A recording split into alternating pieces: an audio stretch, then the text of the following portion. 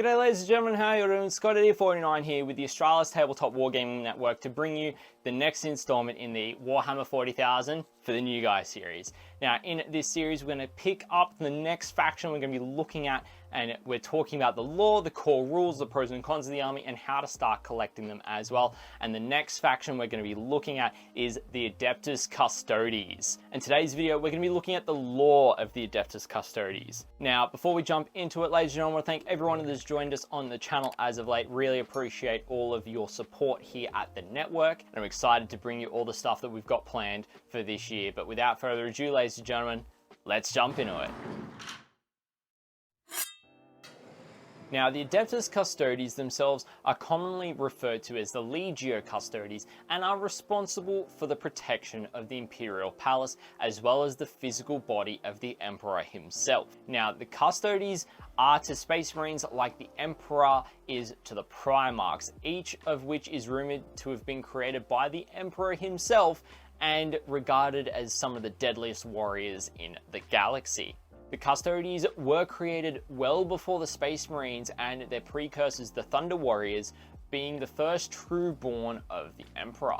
Each Custode is one of a mere many thousands of potential candidates due to the highly strict biological and psychological criteria that is required for even the simplest stages of creating them. Now, whilst this process is markedly similar to that of transforming candidates from regular humans into Space Marines, the process of alchemical augmentation and psychomimic training takes multiple solar decades to complete in comparison to the normal Space Marine transition.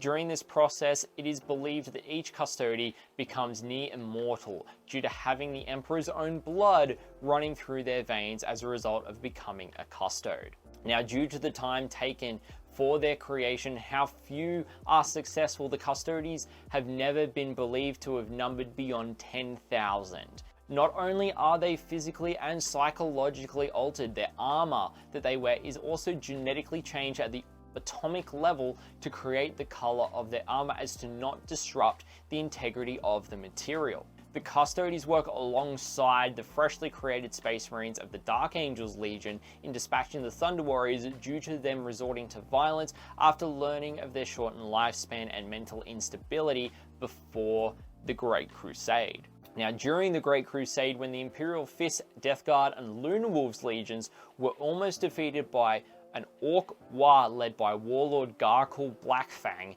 1,000 Custodes, along with the Emperor himself, teleported into the heart of the Orcs' forces, decimating them, with the Emperor killing the Warlord personally. The Custodes were present at the Siege of Terra and at the end of the Horus Heresy, defending the gates of the Imperial Palace from traitor legions who made it to the walls, as well as going with the Emperor onto the Vengeful Spirit, where the War Master's most loyalist traitors were found wanting against the might of the Custodes. Now, during the 41st millennium, their sole duty has been to protect the Emperor from final death as he sits on the Golden Throne. Currently, the Adeptus Custodes have taken the fight to the forces of chaos across the galaxy to protect the sanctity of Terra by launching devastating strikes against those who want to see the works of the Emperor undone. Upon Guilliman's return, the Adeptus Custodes were provided more freedom to strike at the hearts of the Emperor's foes, whilst also defending crucial access routes for the Imperium and securing artifacts crucial to the protection of Terra. And that, ladies and gentlemen, is a brief summation of the lore and the origins of the Adeptus Custodes. Alrighty, ladies and gentlemen, well, I hope that you did enjoy this brief summation of the lore and the background and the history of the Adeptus Custodes and their place within the game and the galaxy of Warhammer 40,000. Now, if you did have any feedback or any parts of lore that I did miss out that are crucial to the Adeptus Custodes, please let me know down in the comments section below. And if you did enjoy this video, feel free to hit that like button. If you haven't already, feel free to subscribe to the channel, turn on that notification bell so you're going to be aware of the content that we are creating here on the network throughout this year.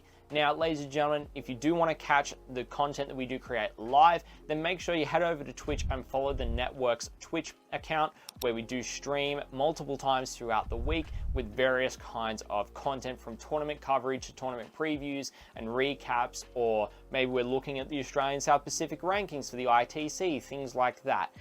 But you're going to want to also follow our other social media channels so that you're keeping up to date with what is going to be on the network content-wise each and every week, as it is going to be quite different. Now, ladies and gentlemen, if you are enjoying the work and the content we're producing here at the Australia's Tabletop Wargaming Network, then feel free to check out our Ko-Fi page, where you can support us financially by giving a one-off tip, monthly membership starting from as little as $4 Australian a month, or you can purchase some merchandise as well. And that all goes back into helping us improve the content we're creating, get to more tournaments, as well as create more tournament coverage teams across Australia. But of course, there is no pressure to support us financially whatsoever. It is only if you wish to do so.